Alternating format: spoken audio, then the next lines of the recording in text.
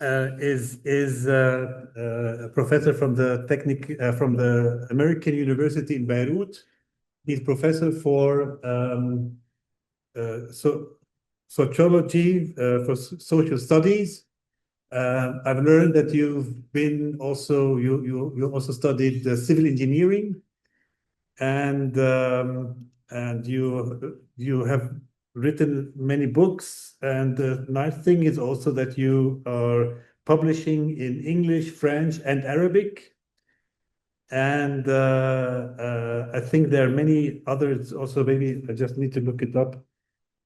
Department that you were working at. Thank you for joining us. I just may also introduce the space where we are here. We are here at the Technical University from Vienna. Actually, that's not an official institute or something that is from the students organized department. It is called the Anti-Racist Department. And thank you very much for letting us in and giving us the space for this discussion, which is very important. And just to say a few words how this idea started. We are a group of academics, students who just like have a loose connection, who were discussing how to bring the consciousness about Palestine closer to the people, where it's not only about politics, it's not only about the struggle. There are many other aspects which are not seen or not really discussed in public, like art, architecture, social studies. I think that every aspect of life also touches the life in Palestine and should also touch our life. We are witnessing, I think, a very hard times, and it's not how you say, it's not only in the Middle East the war is going on, but also in Europe. I think in the whole world is there is a big change, and it's also the crystallization is actually, to me, as I interpret as I see it, is Gaza, the war, especially in Gaza, the massacre in Gaza. So, Professor Hanafi, maybe you tell us a few words also from your side. I'm sure I've missed a few things. I would like to know more maybe about your studies and what is the specificum about your studies, because I think if we have listened to your lecture, the discussion is going to be something in a different direction, and it would be nice to learn about your let's call it mindset, like how you approach this problem, or in general the problem of social studies and the outcome of it. So the floor is yours. Thank you very much. Yeah. So thank you, Rames, for the introduction, and so glad to be with you. Hopefully, I will deliver a work that I have been working on it in the last 20 years, not in a full-time basis, but as you see, I will deliver my trajectory, how I read the Palestinian-Israeli conflict from 1948 until today. So maybe I will give my talk, and then I will talk maybe about my trajectory while giving my talk.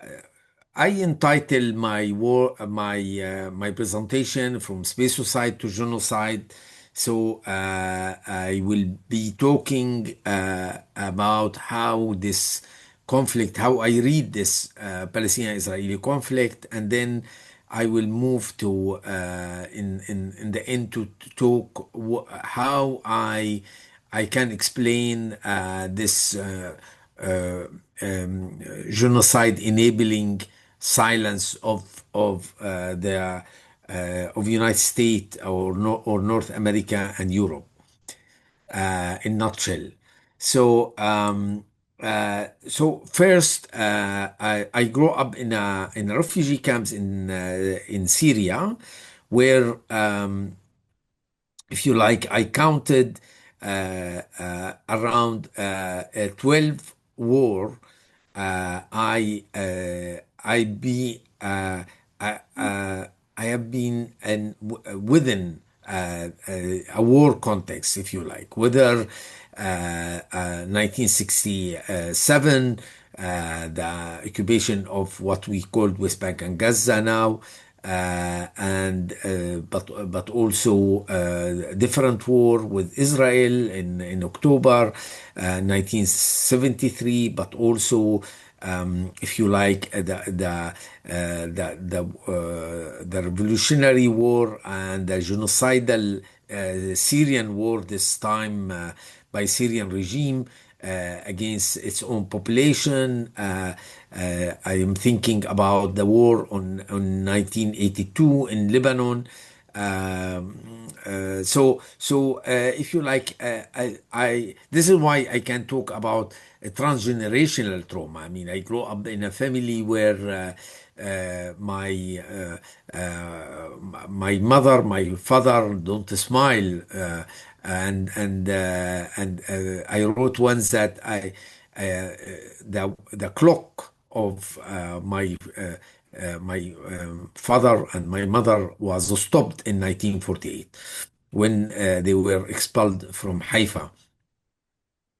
So I live in a transgenerational trauma,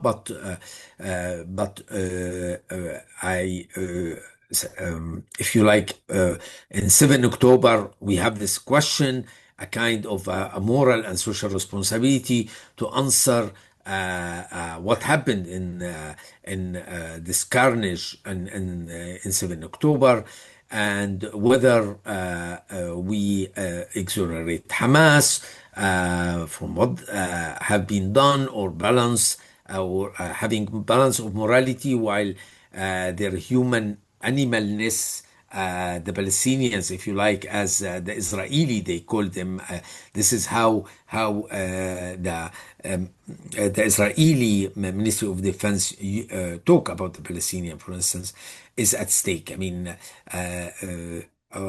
so should we have a balance of morality to talk about 7 October and 8 October, and from 8 to today? Should we reluctant to pass moral judgment? Should we use the same yardstick? I think this is where why I say reluctant to pass moral judgment, because we have not been in a place for 16 years where nobody can get out of this big prison in Gaza. Particularly, I would say, beyond this everyday humiliation of the occupation in Palestinian territories. I mean, there is a real prison context in Gaza. So if I were a prisoner, how I judge my jailer? I mean, this is where the question I raise.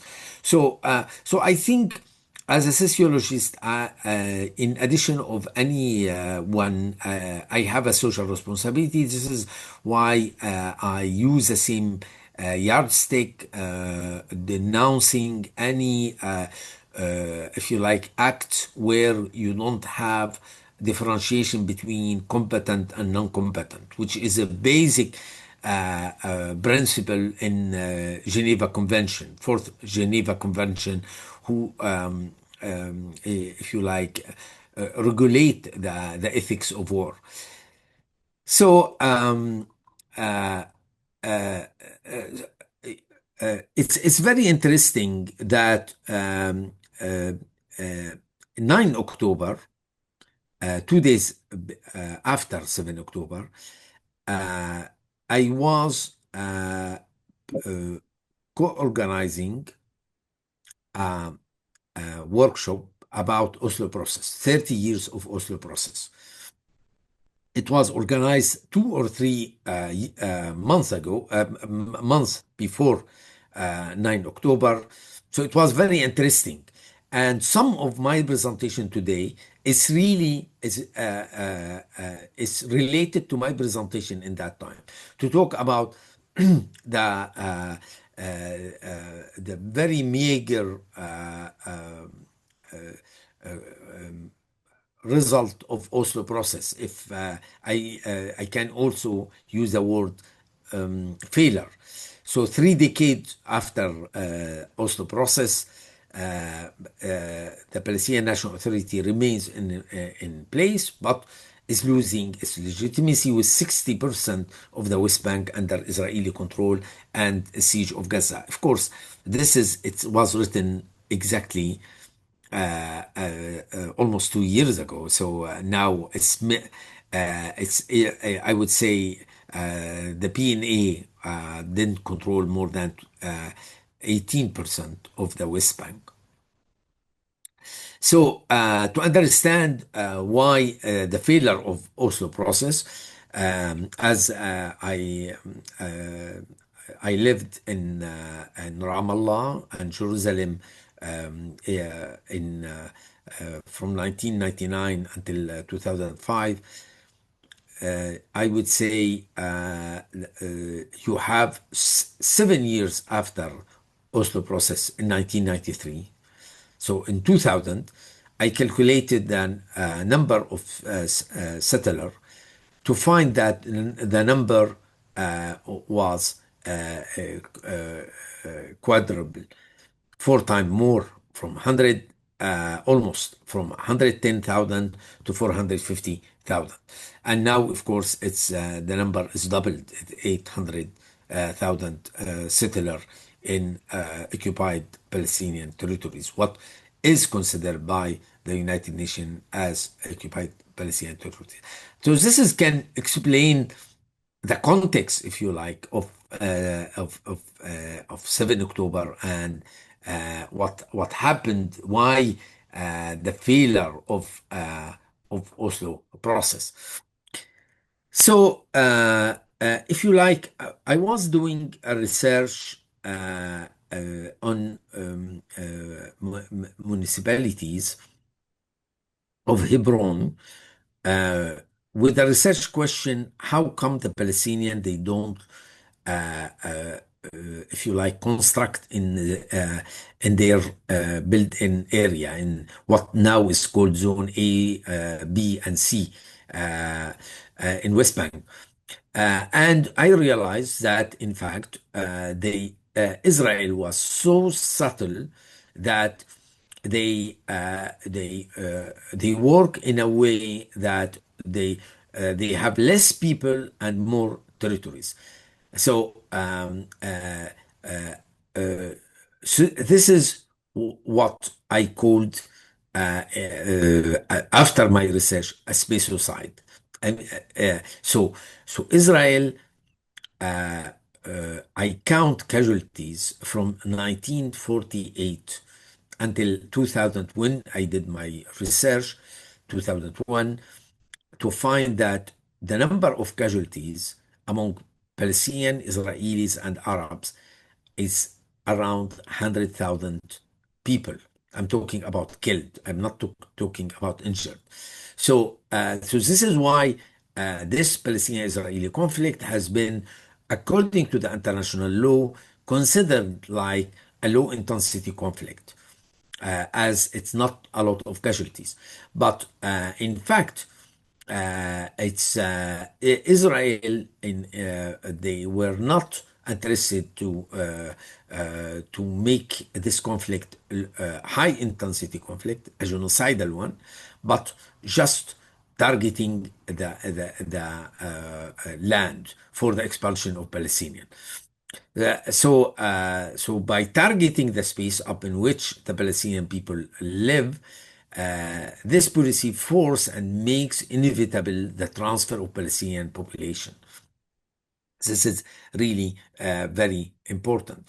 So policy of the destruction of the space and conceptual framework for understanding the dynamics of Israeli territories' control over the Palestinian territories and decoupling population and territories, which is an ongoing one until today, ceasingly operate at both the collective and individual level. So, to explain this Spacio-Cide, we need to talk about settlements, outposts, the illegal settlement that which become legal in the last few years, with this particularly this right-wing fascist government of Israel, house demolishing everywhere in West Bank, land expropriation, bypass roads only for settler. So Palestine, if you like, what is the United Nations partition plan? You see that the yellow color is keeping shrinking. You see this blue one is taking it West Bank and making there is no contiguous, if you like, territorial contiguity, if you like. Of course, this map, I stopped updating it in 2000. So this is the situation of 2000. Now, if I should redo this map, you will see the blue is much more invading the Palestinian, the West Bank, and Gaza. So I live in Jerusalem while I was working. I was director of a research center in Ramallah. So I was commuting. So I have a French passport. I have, if you like, possibility of a car with the Israeli plate where I can cross a specific road, like this road 443, which is between Tel Aviv and Jerusalem. And part of this road, as you see, there is a parcel where you have this wall there. So you look to this wall, and actually, there is absolutely no reason, no functional reason. Ramis present me like a civil engineers. I have a degree of civil engineer, in fact, and I work almost 2 years as a civil engineer. So there is no function for this wall, I'm for sure. But they are there to because this is a bridge, and they don't want the settler, Israeli settler, who can pass this road to see any the village in beneath of this bridge. So this is to make it invisible, if you like, the presence of the Palestinian village. If I zoom more, zoom in, again, as I said, I smuggle myself to one of the settlement to see. So you see, the wall is very ugly. So not to make it so ugly, what they did, they will paint it. So they painted. So this is a view from a settlement. As you see, it's a painted wall. And if you zoom in more, what is drawn? This is a Palestinian village. What without this wall, they should have seen this. But as you see, this is a landscape without anything, without a human being, without animals, etc. So this is again to send a message that it's an empty territory. So, Spacio-Cide, the actors of Spacio-Cide are the sovereign Israeli colonial power, but also military forces, settlers, urban planners, capitalist real estate speculators. I don't have time to talk particularly about Jaffa, and how through the capitalist real estate speculator, almost there is a total gentrification against the Palestinian population in Jaffa, that they cannot anymore afford to live there. In nutshell, I would say Israel is oscillating all the time using this three regime, a regime with the three principles, if you like. Colonization, they want more and more land, but also they don't want to see Palestinian, so separation. But if you like, separation in the principle should be against the colonization principle. But so you will have them both as a contradictory principle, and of course, they will use the state of exception in Agamben meaning, if you like, in Schmittian meaning, just to give you an example, I told you you have a law allowing Palestinian in the 80s to construct home, but so the law is with eight item, and the eighth item, the last item, say the military governor can ban anyone to construct an apartment, a home, etc.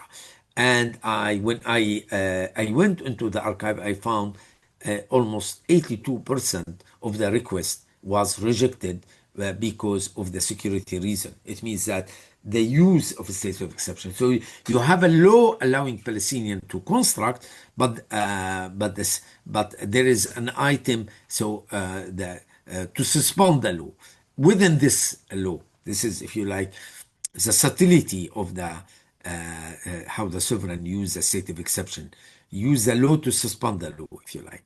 So, in nutshell, this is what I called Israeli power matrix. We have the principle of separation from one side and principle of colonization, and contradictory, of course, and cannot be operate without this state of exception. Another form of state of exception that you tell the Palestinian of Jerusalem, if you don't work in Jerusalem, if you work on West Bank in Palestinian territories, you will not have the right to stay in Jerusalem. So you have can you imagine 92,000 Palestinian forced to leave Jerusalem because they withdrew their ID in the pretext that they work with Palestinian in the Palestinian territories, not in Jerusalem. So I would say to describe this Palestinian-Israeli conflict as a speciocidal one is true until 2008, and this is what I discovered before 7 October. Uh, that in fact in 2008, where Israel is not anymore even any argument why they don't implement Oslo process. So they started to become very violent, if you like. So just to give you example from figures, all the figures from now on is taken from OCHA, the UN agency who deal with the occupied Palestinian territories. So from 2008 until August, so almost 2 months before 7 October, you have 6,400 Palestinian killed by the Israeli military machine and settler against 308 Israelis. So the ratio is 21 Palestinian to 1 Israeli. If you look to the injured, you find almost the same ratio. It's a very interesting. I look particularly to January till September 2023. So 9 months before 7 October, to find that alone you have over 223 Palestinian killed. And only 30 Israeli were killed. So you see the violence, the Israeli violence before. So this exchange rate, what I call between the Israeli human as much as 21 time more worth than the Palestinian animals. This is what really galvanized the Palestinians and make this untenable, this situation. I should add to that that the 8 years before 7 October, you don't have even one single a UN resolution against the Israeli settler, colonial, and apartheid regime in Palestine. Even not one resolution. So this is why it was almost a Palestinian cause, if you like, is dead. Again, this is why I argue that we pass from spacio-cide to really to genocidal, a moment of a heavy violence is from 2008 on, but to reach a genocidal situation. And again, it's not me. I use it in a journalistic way or in a banal language. No, I'm talking really the language of Amnesty International, Human Rights Watch, the UN Rapporteur for Palestinian human rights issues, my friend Francesca Albanese, and other. So we have so much data about what the meaning of destruction. I mean, scholocide. I mean, destroying universities, schools, destroying home.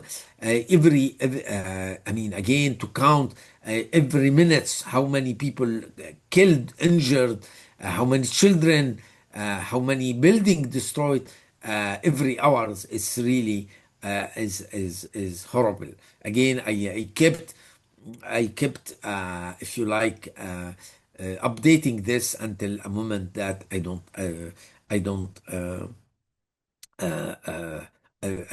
do it anymore. I mean, we know now that we have almost 55,000 Palestinian killed, the two-third women and children, and against almost 2,000 Israeli killed. So is it so when we talk about genocide, it's about targeting an ethnic group, particular group, for eliminating them, and the question of attention, and this is, if you like, where it's horrible that even the Holocaust, you don't have any evidence, written evidence that the German wanted intentionally did the unforgettable Holocaust. But in the case of the Israelis, we have so many declarations about really how that there is no innocent in Gaza, so anyone will be considered like competent and be killed, so we have so much declaration showing this intention. So again, I'm interested to say now there is a lot of talk whether it was a mistake from Hamas, from Palestinian resistance to do this, etc. If you like, maybe seeing the consequences, you may say definitely it was a mistake, but I reason in a different way. I reason as a sociologist, for instance, where sometimes you feel that it's inevitable. Exactly like why the famous slave revolt in U.S. in 1820s, which end up by a major massacre against the black people there, and but then the slave really were very violent, and if we take W.E.B. Du Bois, the famous black sociologist, or Frederick Douglass, they didn't criticize the ugliness of the slave war against the white in that time before that the white do a retaliations, if you like. Again, another example from the history, Warsaw Ghetto uprising in the spring of 1943, which end up they so the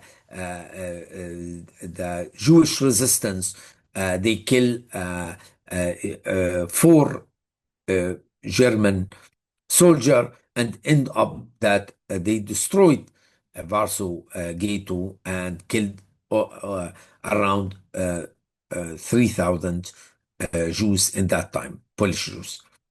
So why they did it, the Jews, even knowing that they don't have a guts to resist against the German occupation of Poland.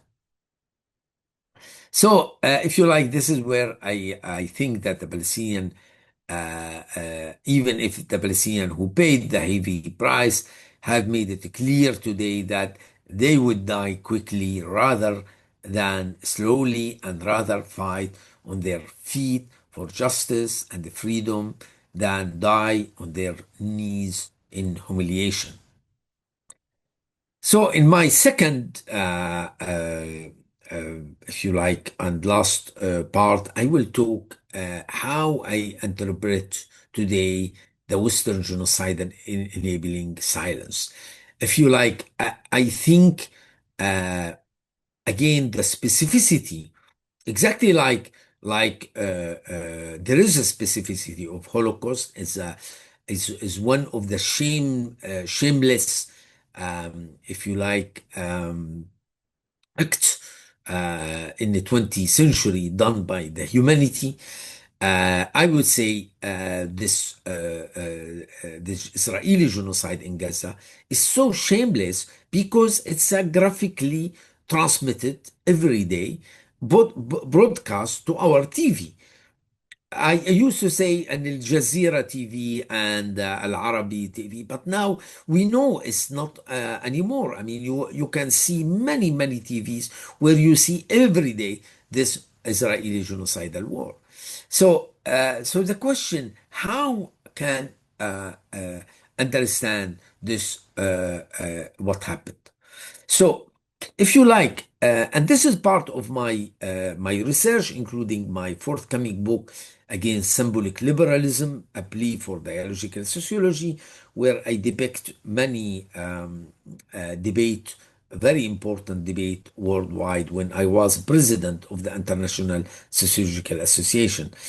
And I think before 7 October, it was really a crisis in liberal democracies, a crisis in how what I call the chilling atmosphere and polarization between different elite formation, particularly between the left and the right. And of course, the emergence of cancel culture. This is a real problem. So cancel culture in the meaning that is an intolerance of opposing views, a vogue for public shaming and ostracism, and a tendency to dissolve complex policy issues in a blinding moral certainty. So you have this, and of course you have commodification of higher education. Now we as administrator, as a faculty, we look to our student like a client. So we need always to be in safe side. We need to satisfy the students. No controversy in the class, etc. This is what was called culture of safetyism and facing panicked damage control. So, if you like, in this atmosphere of cancel culture, which come from the left and from the right, the academic freedom is really rooted, and of course, and including in Austria. And I know I have a friend, Anna Yunus, who supposed to give a talk about Palestine in Vienna last year, and was banned. So we have so much evidence about this intolerance of the debate.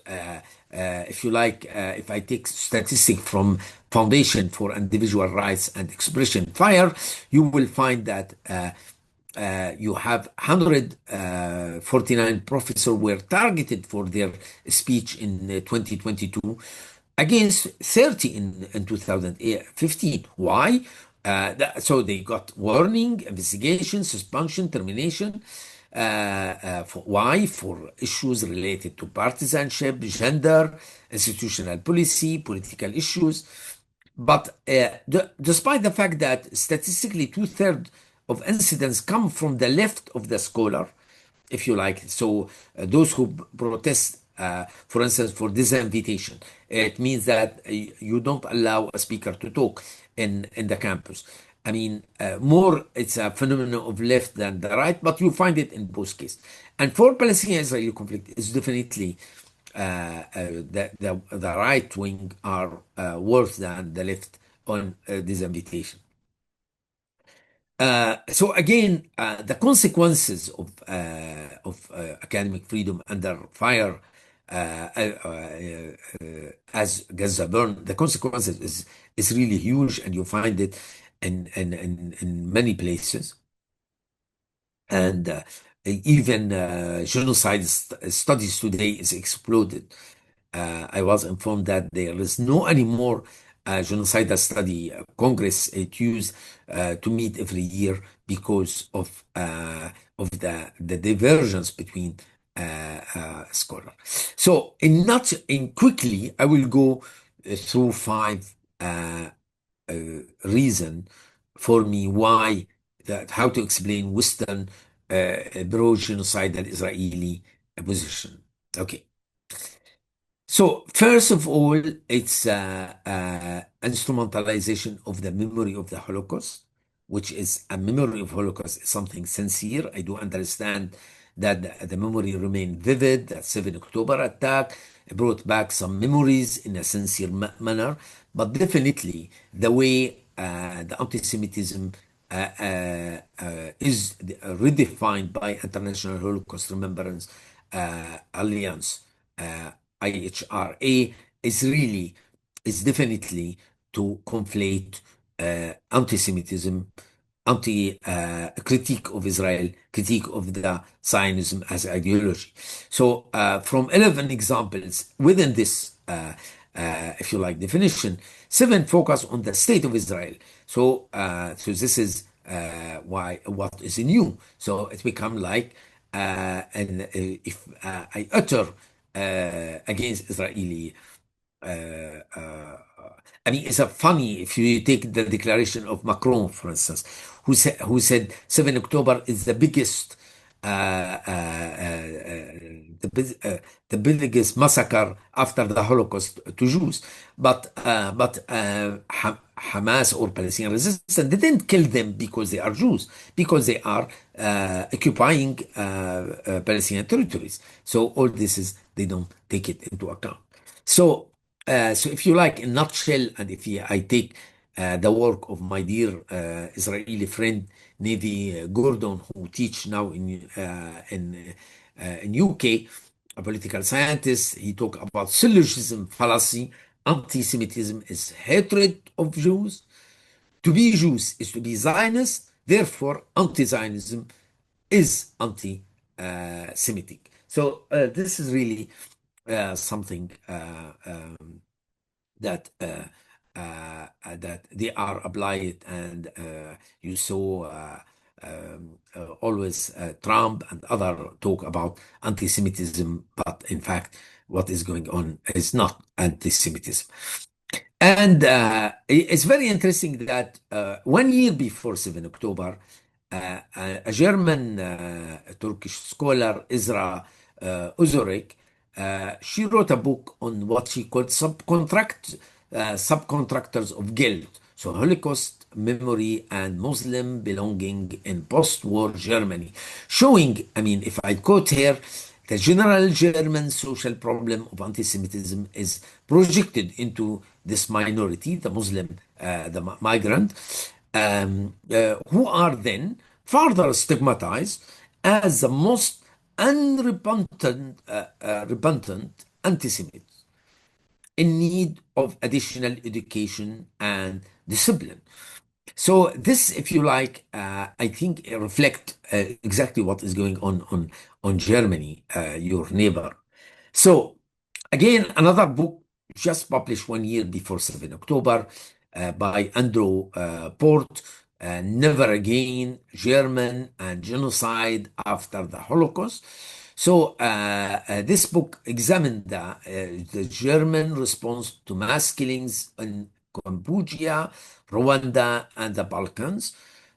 Port and report support suggests that the Holocaust may have unwittingly desensitized Germans. The conviction that they had left the rabid racism of their forebears far behind them may have paradoxically allowed for the unabashed expression of different form of racism that really we see it in this desensitization vis-a-vis the Israeli genocide on Gaza. Again, you have heard about the Palestinian novelist uh, uh, Adania Shibli, who her talk cancelled. Misha Gerson was awarded the prestigious Hannah Arendt Prize for political thought because of the but they cancelled the award because she compared Gaza or he now he compared Gaza before 7 October to the Jewish ghettos of Nazi-occupied Europe. So this is, if you like, this instrumentalization of Holocaust memory is explain this support of Israel today. The other point I think it's really important to put it forward is the transformation of Zionism, if you like. To what I call symbolic liberals and religious symbolic Zionism. I don't have time to explain what the meaning of symbolic liberals, what I call them classically liberal but politically liberal. But this is, if you like, a critique of the current left. But when it comes to Zionists, I mean, first, Zionists are seen as a nationality today akin to Arab, Mexicans, French, and any criticism of this nationality is labeled as a racist. So, and by the way, I strongly advise you to read a fantastic work of Muhammad Fadel, a Canadian jurist in Toronto University, who wrote extensively about this transformation of Zionism or liberal Zionism, particularly. So Zionism is primarily a nationality doctrine transformed within two contexts. So I would consider it like it started Zionism in Europe as a national liberation ideology, if you like. But then it became colonial. Once it was colonial, it undergone two types of transformation. So, how liberals came to violate liberalism itself and turn it into a symbolic liberalism, and how religious force radicalized. So, if you like, uh, uh, the liberal Jews, I mean, almost a lot of liberal Jews, whether you find it in Europe, in the United States, or in Israel. So, a recognition that Palestinians are victims of something. We don't know victim of what, but that their victimhood demands only a human response, not a legal response. So, like you say, improving their situation. As Netanyahu said, we will do an economic peace. So, human response, not a legal response, in line with general liberal principle of justice. So there is no legal response according to the liberal principle of justice. This form of Zionism fails to take Palestinian equality seriously, and this failure manifests in three key dimensions. The first dimension is a historical one. So symbolic liberal Zionists often ignore Palestine's history prior to the founding of the State of Israel, as if you don't have a Palestinian before. Legal liberal Zionists disregard the legal norms that existed in Palestine before and after the establishment of the State of Israel. This is why they uh, they started a new law, very colonial law, that you find it in India against the Pakistani, you find it in South Africa, and so on. The third dimension is political dimension. Since the founding of Israel, liberal Zionists have pushed for a system of Jewish ethnic dominance over Palestine and non-Jewish Arab Palestinians. They present their political aim as rational, focused on the security of the Jewish people. But they are not reasonable, because this is what the meaning of being liberal. Liberal is related to the public reason, that you need to make an argument accessible to people with whom you argue. So, but not reasonable, because their principles don't seek a common basis for reciprocal cooperation with non-Jewish Palestinians on the basis of mutual recognition of equal standing. I was helping. I was doing second track negotiation with the Israelis many years ago, when it was Oslo process vivid, and this is really what I noticed among liberal Jews. I mean, it's like they don't take into account your security, but their security only. So this is really so that we are not here to cooperate. They only think about themselves. So this, if you like, modus vivendi, which is inherently unstable. This that you make an argument without taking into account the reciprocal freedom, that your freedom, the condition for the freedom of the other, and vice versa. So this is the transformation. I will not tell you how Zionism transformed into religious Zionism. We see how awful now, if we look to all the declaration of Ben Gvir or Smith-Rich, these two radical Orthodox Jews, and how they are and the career of this ideology of genocide with the liberal Jews. Again, I am not saying only the religious, if you like, part of the Zionism become dangerous, but even this symbolic liberal Zionism as well. Of course, that the third factors that I think I should highlight it is always looking to Israel as a secular state. Look, I did my PhD in France, where I was taught by, and actually he was director of my thesis for a while, Alain Touraine. This is a famous French sociologist, late French sociologist, died almost 2 years ago. So it's in his seminar around 1993.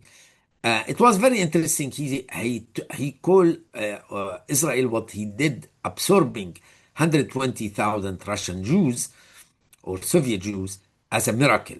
And then I asked him which miracle he is talking about. These people, they in fact, they occupied city colonial, occupied West Bank, uh, and and even in that time Gaza, part of them. So what miracle he is talking? And he turned to me and he said, "Look, Sari, you will be surprised how these people with whom you can make the peace. Why? Because they are atheist and secular. So the idea for him, a secular cannot do something bad. I mean, this is amazing. And Israel have this image of secular state, while the image of the Palestinian resistance is this barbed Hamasi people. I mean, so again, all this stereotype, all this stigma, I mean, influence so much how we end up defending one part of the conflict, the genocidal one, if you like. Again, not only Alan Turing. If I take a few months ago, I read in the L'Express, it's a famous French magazine, an interview with two scholars, Gilles Kepel and Elie Barnavi. So it's a very interesting both for them the conflict today between two religious nationalist movements, Hamas and Islamic Jihad from one side, Palestinian side, and the Israeli religious parties. As such, they cannot criticize Israel as a secular state, but the excess of some political fringe of this country. So again, Keppel went so far as to analogize Hamas to Al Qaeda and ISIS and to compare October 7 to 9/11.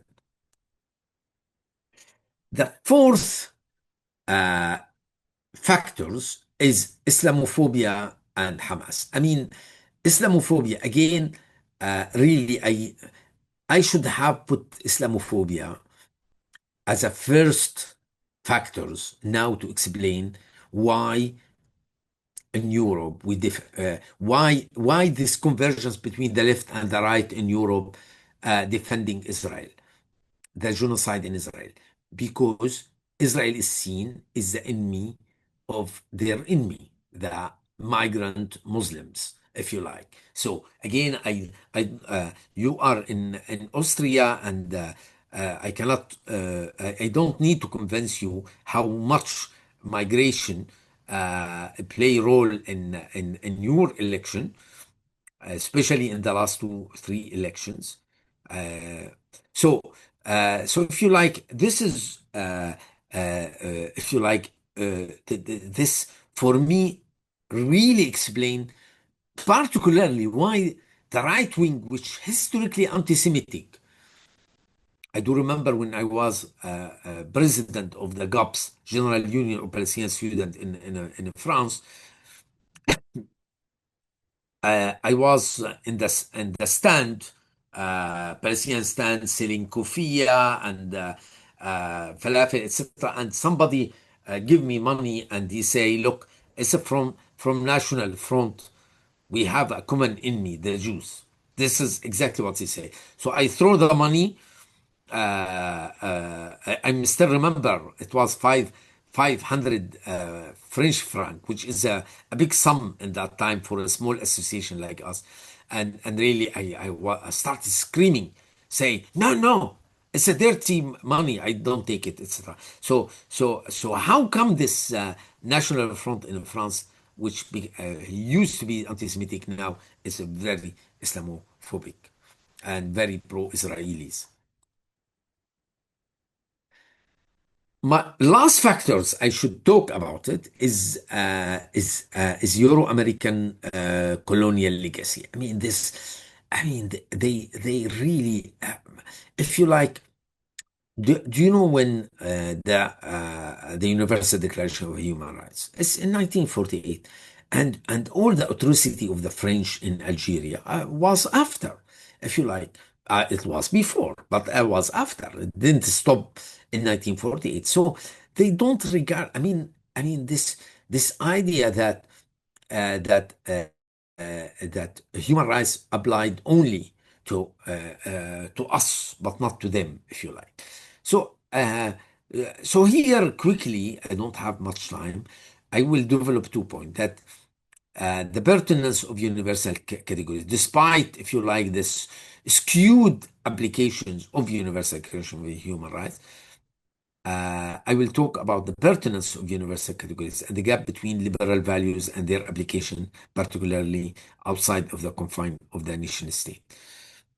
So if you like, I developed this after many discussion with my students here at American University of Beirut, where really they cannot hear any word related to universal anymore. They don't consider this has any meaning today because of the position of Europe and vis-a-vis Israel. But so I tell them, no, wait a minute. How? I mean, the question: how would you deal today with Habermas, who developed a fantastic liberal democracy theory of communication, communicational action theory? But in the same time, this is the same person will side completely with Israel, and even after his infamous, if you like, statement, he signed it. It was 2, 3 months after the starting of the genocide. Until today, he didn't undo, he didn't make any declaration to say I did a mistake. So how would you do with the Habermas? So this is, if you like, where I said, wait a minute, we should admit that we will not throw the Western science because the Western scholar were bad with some with us. This is, if you like, the argument that I try to take. So I developed something called three-part justification of how to deal with this situation. So first of all, we need to do conceptual isolation of some thought of a problematic scholar from his racist, flawed views. It means that whether is the work of Michel Foucault is really is there part of the work of Michel Foucault is related to his pedophilia in Tunisia. So we need, if you like, to say if part of his theory of sexuality is related to his pedophilia in Tunisia, I will discard this part of his theory.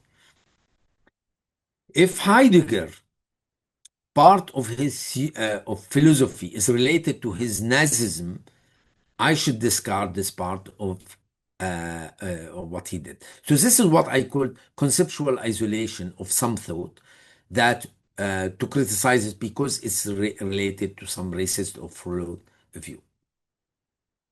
The second part of justification is that we need to do a division of intellectual labor. It means that some of us will write to criticize Habermas and his position against national liberation, Palestinian national liberation movement. But other, like me, in my book against symbolic liberalism, I use Habermas and his communicational action theory. So I should not throw stone on a friend of mine who criticized Habermas, and I don't want this friend to say you cannot anymore use Habermas. I don't want anyone today to say we cannot use Durkheim because he never mentioned the French colonialism to Algeria. We can criticize his position, but we keep his a lot of his sociological ideas intact. This is a division of intellectual labor. The third point is historical development of scientific and moral views. It means that we should admit that when we talk about universalism is idea that the humanity agree on it at certain point. And this humanity can change their opinion. And today, how we look to the slavery is very different how it has been seen by the European, by the Muslims, by the Latino in 10 century ago, 5 century ago, etc. So there is, if you like, a development, historical development of scientific and moral view. So, so if you like, uh, sorry. So, uh, okay. So if you like, in that way, I will, if you like, save the possibility of having a humanistic view that I ask solidarity from Austrian people to me and to my people, the Palestinians, because we have a common language of human rights. So this is the universality which should not be thrown while I criticize the the Austrian government and the French government and the British government, how they keep selling arm to the Israeli and defending the Israeli genocide. Let me stop here.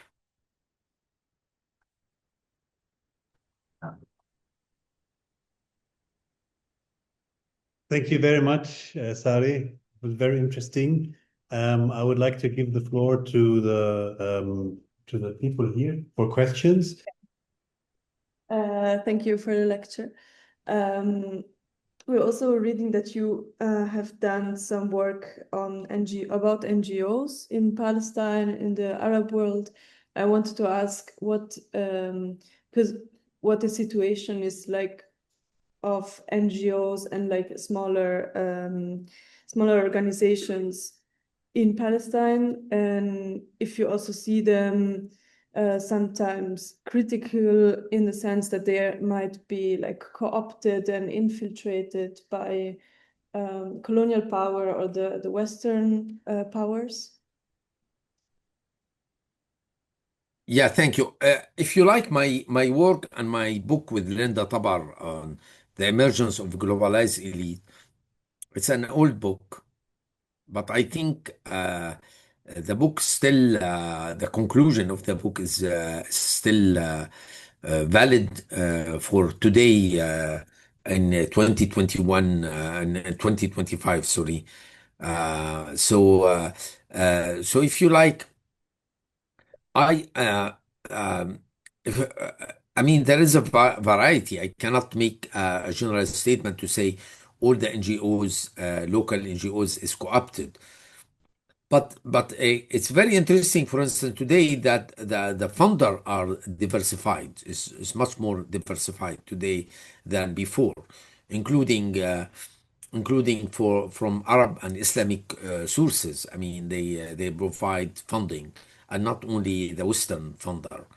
So they have a leverage, if you like, the non-governmental organization, if they want to do something substantial, and they are doing amazing things in Gaza or in West Bank today, in a time where the Palestinian National Authority is really in a lamentable situation, in a horrible situation of silence, not necessarily silence, but at least I would say this inefficiency and no legitimacy vis-a-vis the population. So the civil society organization, if you like, they become very, very important on enabling some kind of a space to resist, space of resistance against the colonial power. Of course, now USAID, for instance, withdraw money. I know Stiftungen, German Stiftungen, I mean, more and more very restrictive, very, very alarmed. What kind of talk we give if we got funding from them. So if you like, more and more, I mean, this is what I talk about is this censorship. I mean, this eroding of academic freedom. I mean, this is a real issue. It's not only about Palestine, about many issues. I mean, we were much more liberal in the past than today. Uh, uh, uh, so there is a real crisis of liberal democracy. And this will reflect this crisis in all the level and all sectors of society, including the non-governmental organization NGOs. Thank you. Pleasure. Assalamu alaikum. I am a Palestinian as you. I have a question. The أهلا silence, وسهلا. shukran. The silence of the uh, Arab people in all the Arab and the Islamic world is very, very ashamed, especially for me. Can you describe why? Please don't say because of the power of the governments there. We have too much people in the whole Arab world, about 400 million people. The last, for example, 3, 4, or 5 months, you never see a demonstration or some demonstrations in some countries. We look here in Europe, in America, there is the people or the student or the liberal, as you can say, they are moving, they are doing something. But in the Islamic, Arabic nation, it's very, very ashamed. Can you give any explaining for this kind of, how you call it, asleep? Well, I think we need to qualify the political actions. What the meaning of a demonstration in American universities, in European universities, where we know just a report last week showed that half of the arm received by the Israelis is from Europe. And from the Arab world. So in this meaning, it's very important that there is a demonstration in Europe and in the United States. Actually, the country where you have more demonstration outside of the of this Euro-American sphere is in Morocco. And in Morocco, because there is an angry population against the government normalization with Israel. So I would not, if you like, what surprised me, if you ask me my opinion, what surprised me is not really the lack of demonstration in, I don't know, in Yemen, in Syria, in Iraq, in Lebanon, in Indonesia. What surprised me, if you like, why Indonesian, Iraqi, etc., they didn't take a strong stand against those who send arms until today to Israel. So I will not do the same. I think the Arab and Muslim solidarity to Palestinians, bottom up, if you like, from grassroots, is really, I don't think there is problem here. The problem is this population is incapable of doing things. I mean, I can tell you, as I know, and I have a family until today in Syria and living in Lebanon. I can tell you, despite how poor Syria and how distressful the economic situation in Lebanon, there is a lot of fundraising in favor of Gaza today in countries like Syria and Lebanon. So I don't think the problem is sorry. uh, uh, I just 1 second. Yeah.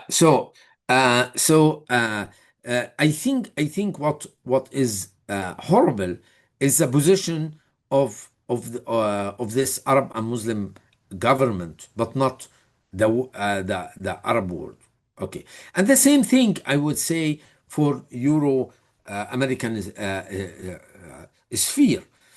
I mean, we find amazing this demonstration among young German, Austrian, British, French, etc. But we don't find equivalent action among the politicians, if you like. So we need really to talk about, we are talking about what level. Also, another thing to tell you that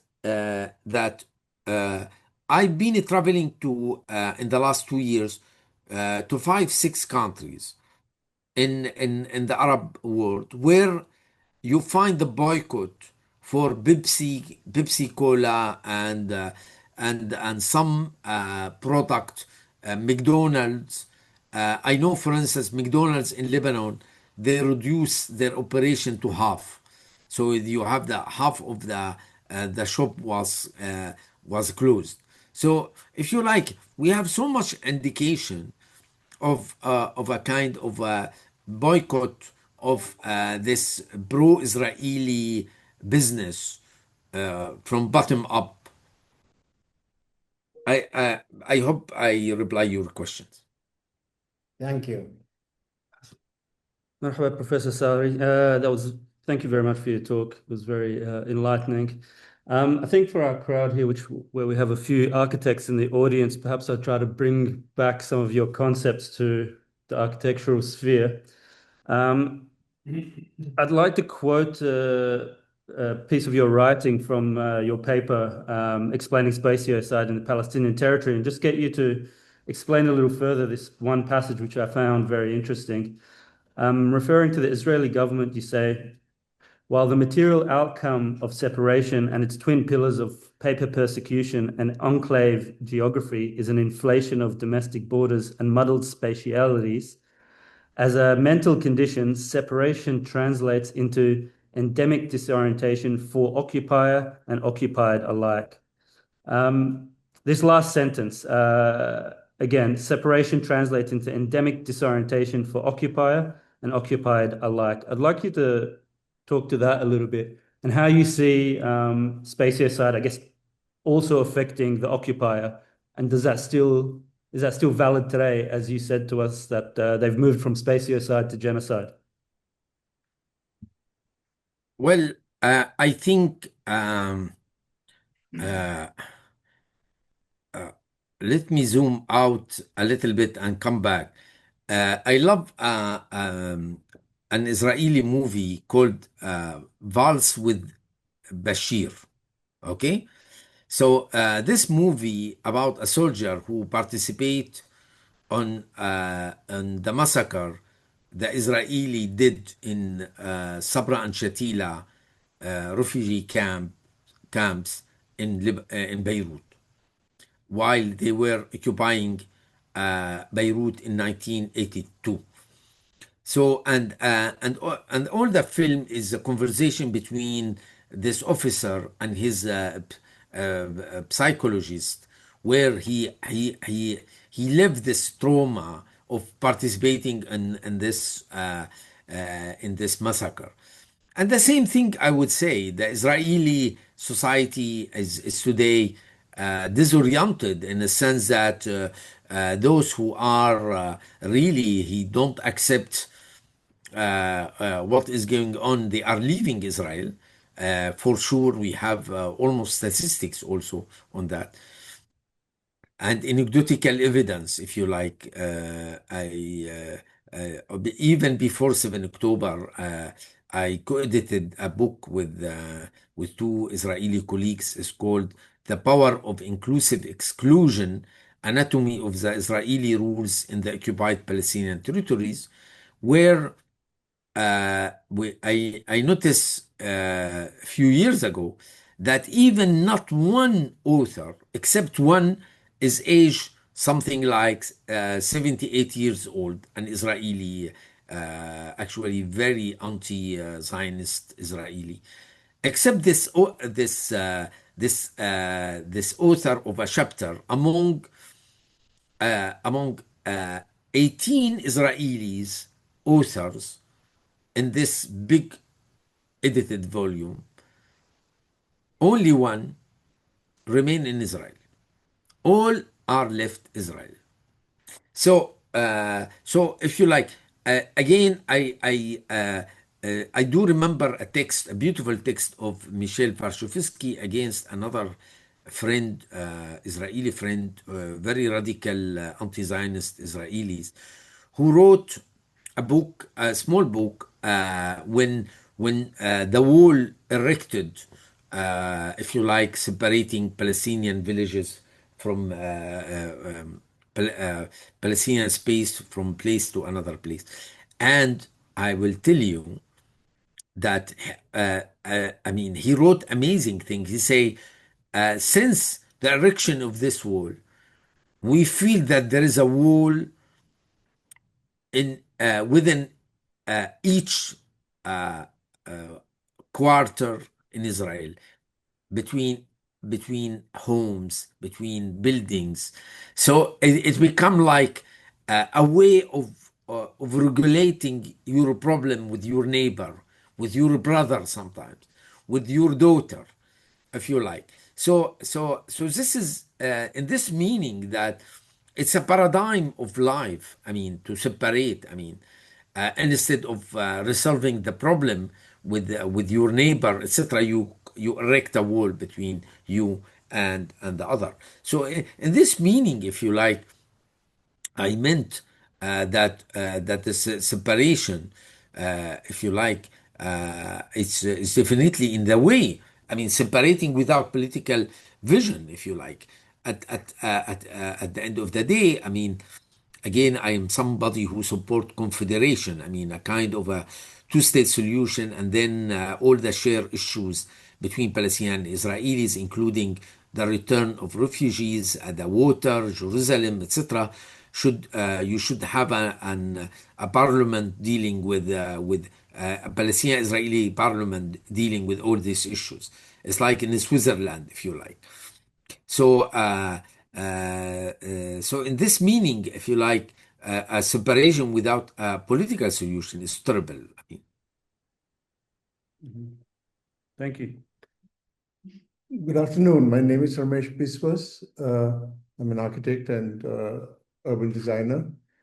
I want to go to a more fundamental question for the conflict situation, not only here, of course, in the Middle East, but also in other parts of the world, and that is religion. So there is a secularization process in Europe for the last, especially the last 100 years.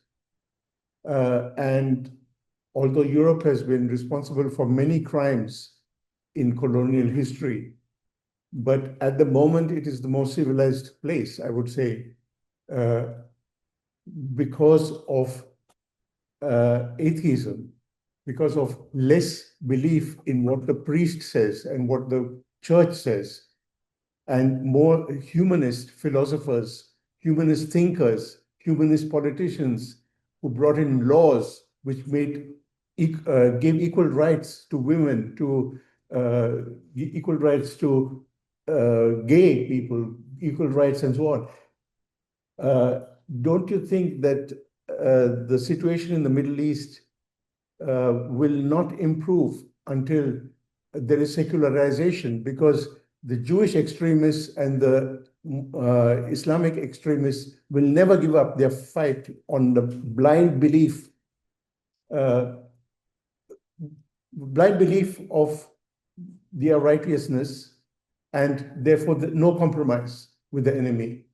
And we are living on a planet where we need to compromise, otherwise we are all doomed.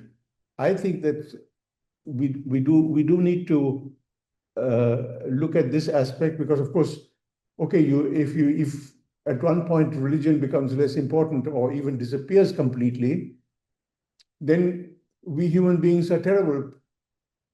We will find another reason, the color of the skin, the size of your foot, I don't know, whatever reason to discriminate against other people. But religion has been for hundreds and thousands of years one of the most divisive. You look at India, Pakistan, you look at even if you look at Russia, Ukraine, where the Russian Orthodox Church supports Putin in his war. You look at Africa, you look at almost every place, and look at, of course, Trump's gang of idiots. They believe blindly in religion. And what do you think about this issue in the Middle East? Thank you so much for your question. And if you like, you should read my book Against Symbolic Liberalism. So here I will put another hat. Now is my hat as a sociologist of religion. Well, I tend to disagree with you. First of all, if you like, religion, like any ideology, can be used in constructing in-group, but this in-group, so solidarity, cohesion, social cohesion, and this in-group can be a healthy construction, but can be, if you like, constructed against out-group. So in the history, religion has been instrumental forces for social cohesion, for solidarity, for zakat, for if you like, amun, and call it whatever you call this different solidarity, and can be a source of a conflict where you put your emphasis. I think if you look to last, if you like, from 20 and 21st century, I would say, without exaggeration, that 99% of war is waged by secular and not by religious. France colonized Algeria and killed 1.5 million Algerian, and in the name, not in the name of Christianity. Hitler killed Jews and commit the Holocaust, not because of his being a Christian, because he was a racist. I would say a secular racist. So again, I am not I'm not saying that, for instance, the example you brought about India partitions is religion play a role. You are right. Now religious nationalism in Hindu nationalism is terrible. So we know that. You have an episode in the region where you have ISIS, and for that it was destruction of Mosul and Qamishli in Syria. But I would say, for instance, the Palestinian-Israeli conflict, the religious part of this conflict, I would say, is less than 5% of the war dynamics. It's a really settler colonial project supported by the Westerner to divide this region.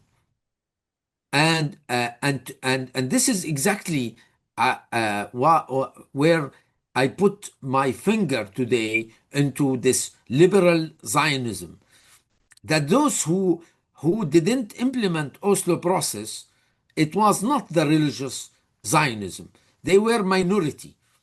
For the first time, this group entered, not the first time, the second time, Shas was before them. But if you like, in the last less than 10 years, you have for a religious party, minority party in the government.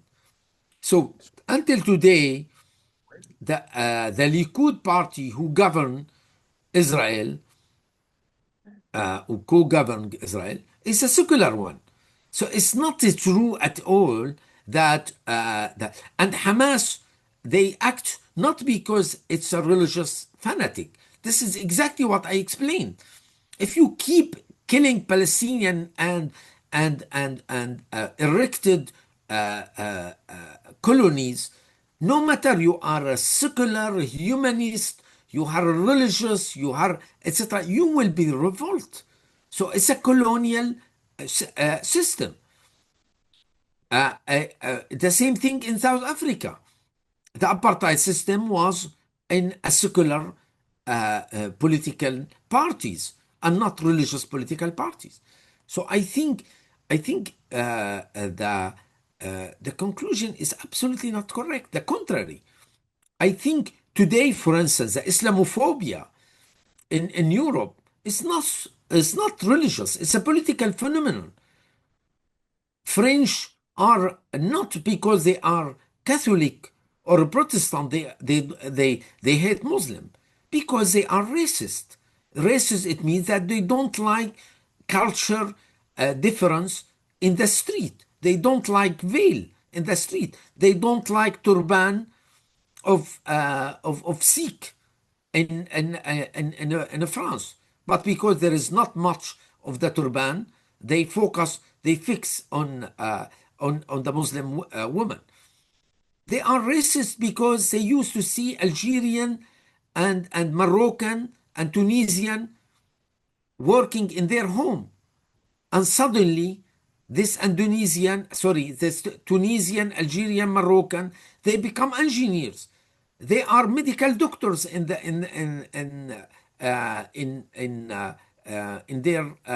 their hospitals.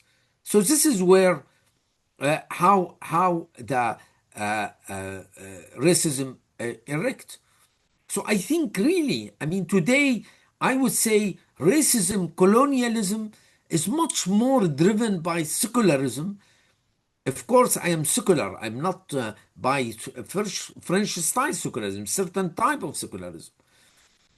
That this secularism didn't immune this country not to be not to be racist.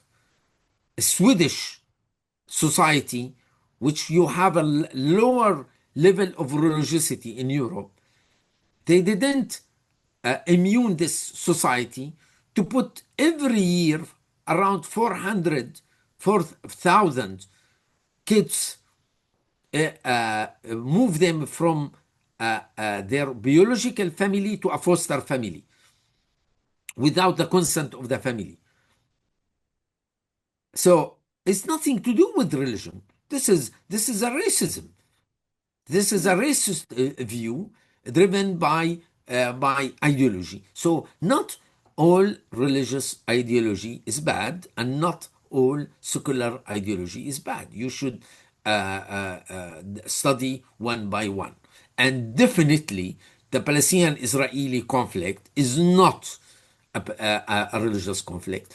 And you don't have more than secular political formation like PLO, Palestinian Liberation Movement, but Palestinian Liberation Movement located in Ramallah and incapable to convince the Israeli to apply Oslo process, two-state solution argument.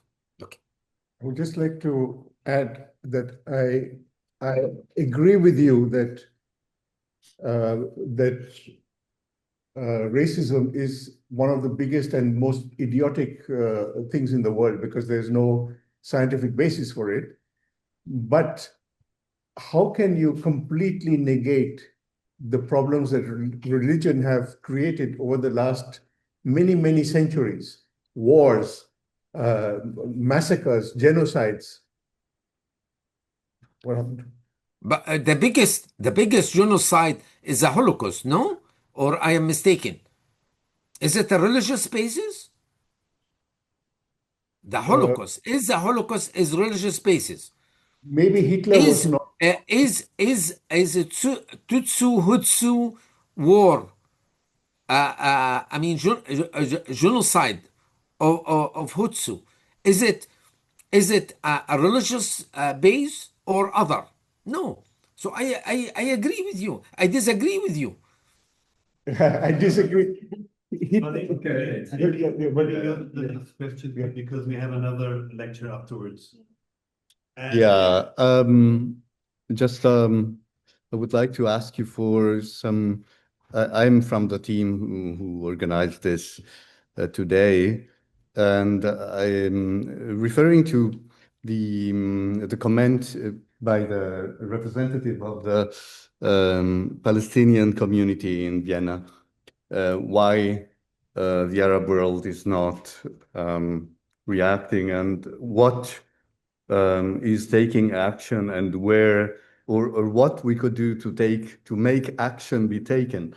It is to me clear that, and maybe you would agree about this, that the most of the Arabic world is under attack, and there might be a good reason to understand why there are no demonstrators in Tehran saying that there should be something done to block the action of Israelis in Syria, the West Bank, etc. Whereas we really, in the Eastern European and Western European world, we do need action, and we have some, exactly because, for example, we are those having a contract of association with the state of Israel, a commercial, economic, cultural, and so on. Whereas I don't gather that Oman has a association contract treaties just like the EU has signed. And still, as an Italian, I'm appalled that Giorgia Meloni doesn't want to say any word about dissociating the European community from Israel. So what about taking action? The Arab world could really, instead of saying we are against what Israel does, which is self-evident, I mean, it is implicit, and why should we talk about this? Whereas they should be taking action in whatever, Turkey or other countries there in the Near East to block associations with Germany or the United Kingdom. This would be much more powerful and significant, and it is what they are left to do, I am afraid. What do you think? Thank you. No, I fully agree with you. I mean, this is what I try to say, that there is a lot of blame to do if you like, to government and the level of a state and government, if you like. I think they can do a lot of things. Even Turkey, for instance, they delay stopping the trade relationship to Israel almost 6 months after the starting of the genocide. So I think government should do much more. But I know, if you like, as somebody who work on civil society work about it. I mean, they did the study. I know how take Turkish people, if you like. I know Turkish people is a big donors for humanitarian aid to Palestine, to Gaza. in the last 20 years, not and accelerated in since 7 October. So this is why I think the problem of the Arab and Muslim society, that not society, state, that they are, most of them, they are not democratically elected, the governments. So they are vulnerable, and they want to please the European and the Americans, especially with this bully President Trump. So they were afraid. So this is, for instance, it's scandalous what the Gulf countries, the three Gulf countries, I mean, pledge almost $2 trillion to buy from United States without asking United States to stop the genocide in Gaza. So it's scandalous. But I would not say as a scandalous, the scandal come from the Qatari or the Saudi people, if you like. So this is what I'm trying to distinguish, and I think yeah. So if you like, I think it's not the same meaning if Iranian go to street and say stop the genocide, like this it's happened by Mélenchon in France, and it become like part of his electoral campaign, and it was elected because French people like he's seeking justice for the Palestinians. So it has much more meaning to have it in France than in Iran, if you like. So in this meaning, I see. But again, what is new compared to what I said before is to say they are very vulnerable. This non-democratically elected government in the Arab and Islamic world. Okay. Anything else? Thank you very much, Sari. It was a pleasure. It was a pleasure to hear to you and to learn about your point, like how from a side, from social studies, you are looking at the conflict. It would be wonderful to stay in touch with you. There are many things that will go on. And say hello to Beirut, my home city. And what else? The other from the team, what do you want to say to Sari? Thank you. Thank you very much. Yeah.